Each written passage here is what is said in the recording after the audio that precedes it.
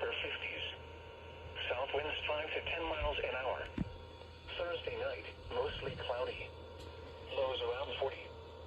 Southwest winds 5 to 10 miles an hour.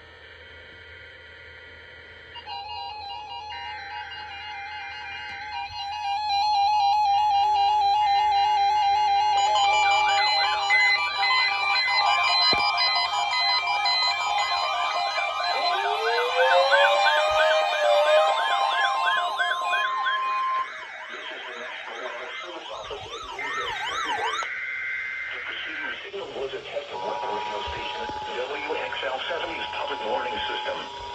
During potentially dangerous weather situations, specially built receivers can be automatically activated to warn of an impending hazard. Tests of the signal and receiver's performance are normally conducted between 11 a.m. and noon each Wednesday. If there had been a threat of severe weather, the test would have been postponed until the next available good weather day. Reception of this broadcast and the warning alarm will vary at any given location. This variability, normally more noticeable at greater distances from the transmitter, can occur even though you are using a good quality receiver in good working order. The warning alarm will be activated for hazardous watches and warnings.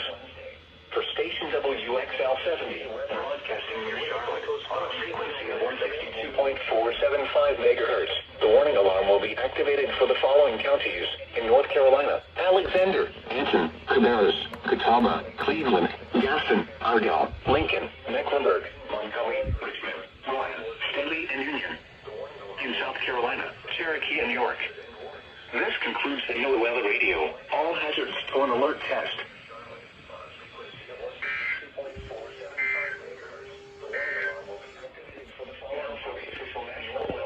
Alexander, Anson, Cabarrus, Catawba, Cleveland, Gaston, Argyle, Lincoln, Mecklenburg, Montgomery, Richmond, Rowan, Stanley, and Union.